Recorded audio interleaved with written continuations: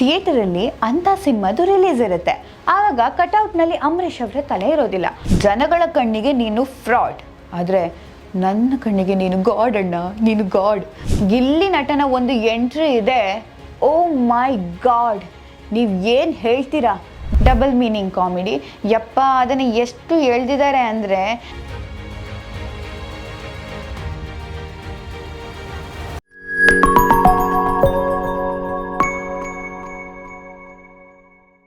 ಧಿಮಾಕಲ್ಲೇ ಧೂಳೆಬ್ಬಿಸೋ ಅಯೋಗ್ಯ part 2 ನೋಡೋದಕ್ಕೆ ನಾವತ್ತು ಹೋಗಿದ್ವಿ.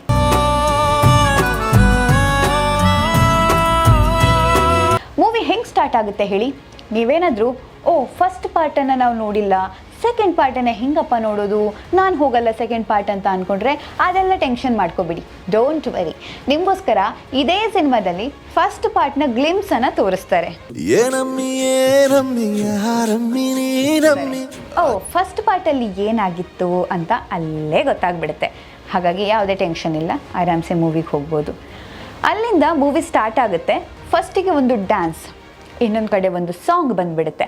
ನನಗನ್ನಿಸ್ತು ನಿರ್ದೇಶಕ ಮಹೇಶ್ ಕುಮಾರ್ ಅವರು ನಮ್ಮನ್ನು ಕಥೆ ಒಳಗಡೆ ಕೂರಿಸೋದಕ್ಕಿಂತ ಮುಂಚೆನೇ ಇದೆಲ್ಲ ಮುಗಿಸ್ಬಿಡೋಣ, ಒಂದು ಫೈಟು, ಒಂದು ಸಾಂಗು ಎಲ್ಲ ಮುಗಿಸ್ಬಿಡೋಣ ಅನ್ನೋ ರೇಂಜಲ್ಲಿ ಅದನ್ನು ಇಟ್ಟಂಗಿತ್ತು.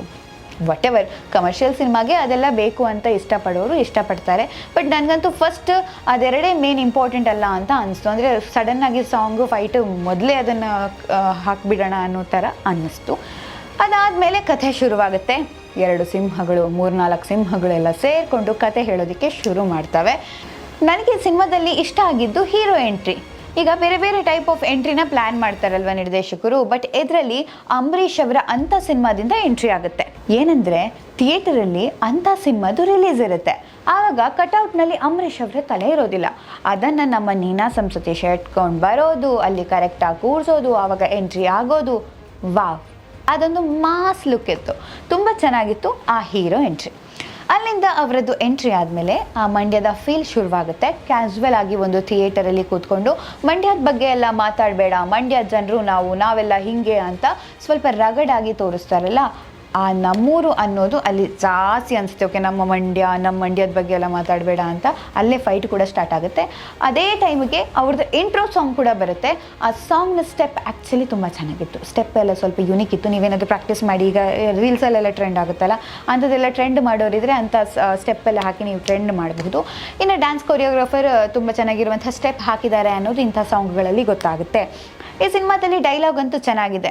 ದಿಮಾಕಲ್ಲೇ ಧೂಳೆಬ್ಬಿಸ್ತಾನೆ ಅಯೋಗ್ಯ ಅನ್ನೋ ಡೈಲಾಗ್, ಅದು ಆ್ಯಕ್ಚುಲಿ ಚೆನ್ನಾಗಿದೆ. ಆ್ಯಂಡ್ ಇನ್ನೊಂದು ಡೈಲಾಗ್ ಇದೆ ನೋಡಿ, ಜನಗಳ ಕಣ್ಣಿಗೆ ನೀನು ಫ್ರಾಡ್, ಆದರೆ ನನ್ನ ಕಣ್ಣಿಗೆ ನೀನು ಗಾಡ್ ಅಣ್ಣ, ನೀನು ಗಾಡ್. ಎಷ್ಟು ಚೆನ್ನಾಗಿದೆಯಲ್ವಾ, ಫ್ರಾಡು ಗಾಡು. ನಂಗೆ ಅನಿಸ್ತು, ಆ ಫೀಲ್ ಆಯಿತು. ಆ ಡೈಲಾಗ್ ಬರೆದಿರೋದು ಮತ್ತು ಇಂತಹ ತುಂಬ ಡೈಲಾಗ್ಗಳು ಸಿನಿಮಾದಲ್ಲಿದೆ. ಅಂದರೆ ಪಂಚಿಂಗ್ ಡೈಲಾಗ್ಗಳು, ಅದನ್ನು ಬರೆದಿರೋದು ಮಾಸ್ತಿ. ಸೂಪರ್ ಪಂಚಿಂಗ್ ಡೈಲಾಗ್ಗಳನ್ನು ಬರೆದಿದ್ದಾರೆ. ಸಿನಿಮಾ ನೋಡಿದ್ರೆ ನಿಮಗೆ ಬೇರೆ ಬೇರೆ ಲೆವೆಲ್ ಆಫ್ ಆ ಥರ ಪಂಚಿಂಗ್ ಡೈಲಾಗ್ಗಳು ಸಿಗುತ್ತೆ. ಆಮೇಲೆ ಇಡೀ ಸಿನಿಮಾದಲ್ಲಿ ಎದ್ದು ಕಾಣೋದು ಕಾಸ್ಟ್ಯೂಮ್. ನನಗೆ ಯಾಕೆ ಇಷ್ಟ ಆಯಿತು ಗೊತ್ತಾ? ಸತೀಶ್ ಅವರೊಂದು ಕಾಸ್ಟ್ಯೂಮ್ ಅಂತೂ ತುಂಬಾ ಚೆನ್ನಾಗಿತ್ತು. ಅವ್ರು ಬೇರೆ ಬೇರೆ ಟೈಪ್ ಆಫ್ ಕಾಸ್ಟ್ಯೂಮನ್ನು ಟ್ರೈ ಮಾಡ್ತಾಯಿದ್ರು. ಈಗ ತೋಳು ಇರುತ್ತಲ್ಲ, ತೋಳು ಮಡಿಸಿದ್ರೆ ಇಲ್ಲೊಂದು ಡಿಸೈನ್ ಬಂದುಬಿಡುತ್ತೆ.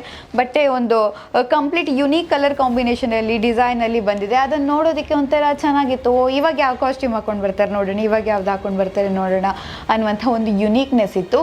ಆ್ಯಂಡ್ ರಚಿತಾ ರಾಮ್ ಕಾಸ್ಟ್ಯೂಮ್ ಕೂಡ ತುಂಬ ರಿಚ್ ಇತ್ತು. ಅಂದರೆ ಅದು ಸಿನಿಮಾದ ಕಥೆಯಲ್ಲಿ ಅದು ಅಂದರೆ ಸಿನಿಮಾದ ವಾತಾವರಣಕ್ಕೆ ಅದು ಮರ್ಜ್ ಆಗುತ್ತೋ ಇಲ್ವೋ ಅಂತ ನಂಗೆ ಅಷ್ಟು ಅನಿಸ್ಲಿಲ್ಲ. ಬಟ್ ತುಂಬ ರಿಚ್ ಇತ್ತು. ಈಗ ಯಾರಾದರೂ ಕಾಸ್ಟ್ಯೂಮ್ ನೋಡಿದ್ರೆ ಎಷ್ಟು ಚೆನ್ನಾಗಿದೆಯಲ್ಲ ಈ ಕಾಟನ್ ಸಾರಿ, ಈ ಕುರ್ತಿ, ಅಂದರೆ ಸೆಟಲ್ಡ್ ಇರುತ್ತಲ್ಲ ಅಂತಹ ಒಂದು ಚೆನ್ನಾಗಿರುವಂತಹ ಕಾಸ್ಟ್ಯೂಮನ್ನು ರಚಿತಾ ರಾಮ್ ಕೂಡ ವೇರ್ ಮಾಡಿದರು. ತುಂಬ ಚೆನ್ನಾಗಿ ಮುದ್ದಾಗೂ ಕಾಣಿಸ್ತಾ ಇದ್ರು. ಇನ್ನು ಪಾತ್ರಗಳ ಬಗ್ಗೆ ಮಾತಾಡ್ತಾ ಹೋಗೋಣ. ಶಿವರಾಜ್ KR ಪೇಟೆ ಜೊತೆಗೆ ಮಂಜು ಪಾವಗಡ, ಆಮೇಲೆ ನಮ್ಮ ರಗಡ್ ವಿಲನ್ ರವಿಶಂಕರ್ ಅಂತೂ ತುಂಬ ಇಂಪಾರ್ಟೆಂಟ್. ಸತೀಶ್ ಅವ್ರಿಗೆ ಎಷ್ಟು ಇಂಪಾರ್ಟೆನ್ಸ್ ಇತ್ತು, ಅವ್ರಿಗೂ ಕೂಡ ಅಷ್ಟೇ ಸೀನಲ್ಲಿ ಇಂಪಾರ್ಟೆನ್ಸ್ ಇತ್ತು. ಆ ಕಾನ್ಫ್ಲಿಕ್ಟ್ಸ್ ಸೀನ್ಗಳಿಗೆ ಅರ್ಜುನ್ ಜನ್ಯ ಅವರ BGM ಕೂಡ ಒಳ್ಳೆ ಸಾಥ್ ಕೊಟ್ಟಿದೆ ಅಂತಲೇ ಹೇಳ್ಬೋದು. ಸೊ ಇವ್ರದ್ದೆಲ್ಲ ಕಾಮಿಡಿ ಕೂಡ ತುಂಬ ಚೆನ್ನಾಗಿ ವರ್ಕ್ ಆಗ್ತಾಯಿತ್ತು. ಬಟ್ ನಿಮಗೆ ಗೊತ್ತಾ, ಇದರಲ್ಲಿ ನಮ್ಮ ಬಿಗ್ ಬಾಸ್ ಖ್ಯಾತಿಯ ಗಿಲ್ಲಿ ನಟ ಇದ್ದಾನೆ.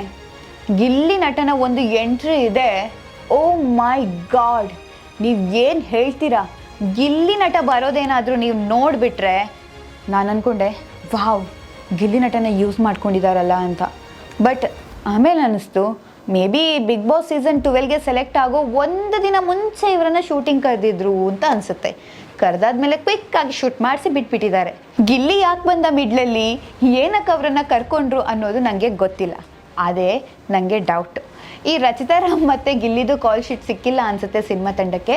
ರಚಿತಾ ರಾಮ್ ಕೂಡ ಗೆಸ್ಟ್ ಅಪಿಯರೆನ್ಸ್ ಬಂದಂಗೆ ಇತ್ತು.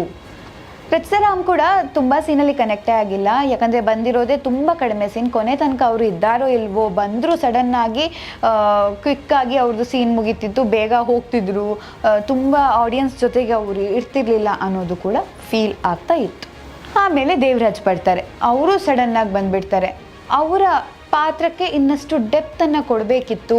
ಯಾಕಂದರೆ ಅವ್ರು ಸಡನ್ನಾಗಿ ಬರೋದಂತೆ, ಸಲೂನಲ್ಲಿರೋ ಯಾವುದೋ ಹುಡುಗನ್ನ ಮೀಟ್ ಆಗೋದಂತೆ, ಮತ್ತು ಅವ್ರ ಪಕ್ಕದಲ್ಲಿ ಒಂದು ಇಬ್ಬರು ಗನ್ ಮ್ಯಾನ್ಗಳಿದ್ರು. ಅವ್ರನ್ನ ನೋಡಿದ್ರೆ ಯಪ್ಪ ನನಗಂತೂ ಇವ್ರನ್ನ ಯಾಕೆ ಇಟ್ಟಿದ್ದಾರೆ ಅಂತ ಅನಿಸ್ತಿತ್ತು. ಯಾಕಂದರೆ ಆ ಲುಕ್ ಆ್ಯಕ್ಚುಲಿ ಇರಲಿಲ್ಲ. ಅಂದರೆ ಸ್ವಲ್ಪ ಇನ್ನೂ ಚೆನ್ನಾಗಿ ಅದನ್ನು ಬೆಟರ್ ಮಾಡ್ಬೋದಿತ್ತು ಅಂತ ನನಗೆ ಅನಿಸ್ತಿತ್ತು. ಬೆಟರ್ ಮಾಡಿದರೆ ಇನ್ನೂ ವ್ಯಾಲ್ಯೂ ಜಾಸ್ತಿ ಆಗ್ತಾ ಇತ್ತು. ಇನ್ನು ಕಥೆಯಲ್ಲಿ ಕಾಮಿಡಿ ತರೋದಕ್ಕೆ ಪ್ರಯತ್ನ ಪಟ್ಟಿದ್ದಾರೆ. ಕೆಲವೆಲ್ಲ ಮನಸಾರೆ ಬಂದಿರುವಂತಹ ಕಾಮಿಡಿ ಅದು ತುಂಬಾ ಚೆನ್ನಾಗಿದೆ, ತುಂಬ ಕನೆಕ್ಟ್ ಕೂಡ ಆಯಿತು. ಬಟ್ ನನಗೊಂದು ತುಂಬ ಕೆಟ್ಟ ಕಾಮಿಡಿ ಅನಿಸಿದ್ದು ಅಂದರೆ ಡಬಲ್ ಮೀನಿಂಗ್ ಕಾಮಿಡಿ. ಯಪ್ಪ ಅದನ್ನು ಎಷ್ಟು ಎಳ್ದಿದ್ದಾರೆ ಅಂದರೆ ನೀವೇ ಸಿನಿಮಾದಲ್ಲಿ ನೋಡಿ. ನನಗೆ ತುಂಬ ವಿಯರ್ಡ್ ಅನಿಸ್ತು, ಬೇಡ ಇತ್ತು ಇಂಥ ಕಾಮಿಡಿ ಅಂತ. ಅದರಲ್ಲೂ ನಗೋ ಜೊತೆಗೆ ಒಂದು ಅಸಹ್ಯ ಫೀಲ್ ಬರುತ್ತಲ್ಲ, ಹಾಗೆ ಫೀಲ್ ಆಯಿತು. ಕಾಮಿಡಿನೂ ಕೆಲವು ಚೆನ್ನಾಗಿರುತ್ತೆ, ಡಬಲ್ ಮೀನಿಂಗ್ ಕಾಮಿಡಿನೂ ಕೂಡ. ಇದು ಸ್ವಲ್ಪ ಜಾಸ್ತಿ ಒಂದೇ ವಿಷಯನ ಎಳಿತಿದ್ರು ಅಂತ ಅನಿಸುತ್ತೆ. ಬಟ್ ಅದು ಏನು ಅಂತ ನಿಮ್ಗೆ ಕ್ಯೂರಿಯಸ್ ಇದ್ರೆ ನೀವು ಸಿನಿಮಾ ನೋಡಿ ಗೊತ್ತಾಗುತ್ತೆ.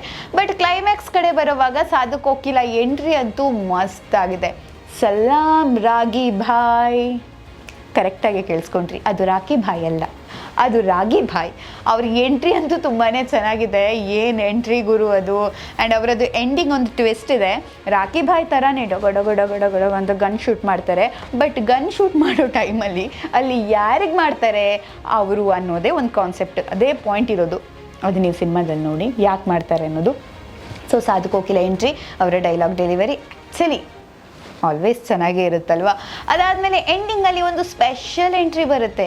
ವಾಹ್, ಯಾರು ಬರ್ತಾರೆ ಅಂತ ನೀವು ಸಿನಿಮಾದಲ್ಲಿ ನೋಡಿ, ಅದು ನಾನಂತೂ ಹೇಳೋದೇ ಇಲ್ಲ. ಬಟ್ ಸೂಪರ್ ಅನಿಸುತ್ತೆ. ಎಲ್ಲ ಆಡಿಯನ್ಸಿಂದನೂ ಚಪ್ಪಾಳೆ ಬರುತ್ತೆ. ಆ್ಯಂಡ್ ಅವರು ಬರ್ತಾರೆ. ಆ್ಯಂಡ್ ಅವ್ರು ಯಾಕೆ ಲೇಟಾಗಿ ಎಂಟ್ರಿ ಕೊಟ್ಟರು ಅನ್ನೋದು ಪಾರ್ಟ್ 3ಅಲ್ಲಿ ಬರುತ್ತೆ. ಹಾಗಾಗಿ ಅಯೋಗ್ಯ ಪಾರ್ಟ್ 3 ಕೂಡ ಬರಬಹುದು ಅನ್ನುವಂಥ ಕ್ಲೂ ಕೂಡ ಬಿಟ್ಕೊಟ್ಟಿದ್ದಾರೆ ಸಿನಿಮಾದಲ್ಲಿ. ಸೊ ಓವರಾಲ್ ಆಗಿ ನೀವು ಕೊಡುವಂತಹ, ಅದೇ ಆವಾಗಲೇ ಹೇಳಿದ್ನಲ್ಲ, 150-200 ರೂಪಾಯಿ ಆರಾಮ್ಸೆ ಕೊಡ್ಬೋದು. ಮೂವಿ ನೋಡಿ ಎಂಜಾಯ್ ಮಾಡ್ಕೊಂಡು ಬರ್ಬೋದು. ಅದಕ್ಕೇನು ಮೋಸ ಇಲ್ಲ. ನಿಮ್ಮ ಫ್ಯಾಮಿಲಿ ಜೊತೆ ಎಂಜಾಯ್ ಕೂಡ ನೀವು ಮಾಡಬಹುದು. ತುಂಬ ಏನು ಕಥೆಯಲ್ಲಿ ಜಾಸ್ತಿ ಎಕ್ಸ್ಪೆಕ್ಟೇಷನ್ ಏನೂ ಬೇಡ, ಲಾಜಿಕ್ ಇರಬೇಕು, ಹಂಗಿರಬೇಕು ಹಿಂಗಿರಬೇಕು ಅನ್ನೋಂಥದ್ದೇನೂ ಬೇಡ. ಬಟ್ ನಂಗೆ ಏನು ಅನಿಸ್ತು ಅಂದರೆ ನಿರ್ದೇಶಕರು ಇನ್ನೂ ಸ್ವಲ್ಪ ಅದಕ್ಕೆ ಡೆಪ್ತ್ ಕೊಡಬಹುದಿತ್ತು. ಯಾಕಂದರೆ ಇಷ್ಟು ಒಳ್ಳೆ ತಾರಾಗಣ ಇತ್ತು, ಇಷ್ಟು ಒಳ್ಳೆ ಟೀಮ್ ಇತ್ತು, ಒಳ್ಳೆ ಖರ್ಚು ಮಾಡಿದ್ದಾರೆ. ಬಜೆಟ್ ಅಂತೂ ಸಖತ್ ಎಕ್ದಮ್ ಮಸ್ತ್ ಖರ್ಚು ಮಾಡಿದ್ದಾರೆ. ಇದೆಲ್ಲ ಇರುವಾಗ ಇನ್ನೂ ಚೆನ್ನಾಗಿ ಮಾಡಬಹುದಿತ್ತು ಅಲ್ವಾ. ಎಷ್ಟೋ ಸೀನನ್ನು ಕಟ್ ಮಾಡ್ಬೋದಿತ್ತು, ಲ್ಯಾಗ್ ಅಂತ ಅನಿಸಿದ್ದನ್ನು ಕಟ್ ಮಾಡ್ಬೋದಿತ್ತು. ಅದೇ ನಂಗೆ ಗೊತ್ತಿಲ್ಲ ಏನು ಮಾಡ್ಬೋದಿತ್ತು ಅಂತ ಗೊತ್ತಿಲ್ಲ. ಮತ್ತು ನೀವು ಹೇಳ್ಬೋದು ನೀನೇ ಸಿನಿಮಾ ತೆಗಿಯಮ್ಮ ಅಂತ. ಹಾಗೆಲ್ಲ ಆಗಲ್ಲ, ಅದೆಲ್ಲ ವರ್ಕ್ ಆಗಲ್ಲ. ನಾವು ರಿವ್ಯೂ ಮಾಡ್ತೀವಿ ಅಷ್ಟೇ, ಏನು ಮಾಡಬಹುದಿತ್ತು ಅಂತ ಹೇಳ್ತೀವಿ. ಬಟ್ ಮಾಡೋರಿಗೆ ಗೊತ್ತಿರುತ್ತೆ ಯಾಕಷ್ಟ. ಬಟ್ ಇಷ್ಟೆಲ್ಲ ಇನ್ವೆಸ್ಟ್ ಮಾಡಿದಾಗ ಸ್ವಲ್ಪ ಯೋಚನೆ ಮಾಡಿ ಏನಂತಂದರೆ ಇನ್ನೂ ಬೆಟರ್ ಮಾಡಬಹುದಿತ್ತು ಅನ್ನೋದನ್ನು ಯೋಚನೆ ಮಾಡ್ಬೋದಿತ್ತು. ಬಟ್ ನೀನಾಸಂ ಸತೀಶ್ ಸ್ಕ್ರೀನ್ ಮೇಲೆ ತುಂಬ ಚೆನ್ನಾಗಿ ಕಾಣ್ತಾರೆ. ರಚಿತಾ ತುಂಬ ಮುದ್ದಾಗಿ ಕಾಣ್ತಾರೆ. ಕೆಲವೊಂದು ಕಡೆ ಅದೇ ನಾನು ಹೇಳಿದ್ನಲ್ಲ, ಬೋರ್ ಅಂತ ಅನಿಸಿದ್ರು ಕೂಡ we can't do anything, but you can watch ಅಂತ ಹೇಳ್ತಾ ನಮ್ಮ ಇವತ್ತಿನ ಈ ರಿವ್ಯೂ ನಿಮಗೆ ಇಷ್ಟ ಆಗಿದೆ ಲೈಕ್ ಮಾಡಿ, ಶೇರ್ ಮಾಡಿ, ಕಮೆಂಟ್ ಮಾಡಿ. ಸಿನಿಮಾ ಇಷ್ಟ ಆಗಿದ್ದರೆ ಖಂಡಿತವಾಗ್ಲೂ ಟಿಕೆಟ್ ಕೊಟ್ಟು ಮೂವಿ ನೋಡಿ. Thank you so much.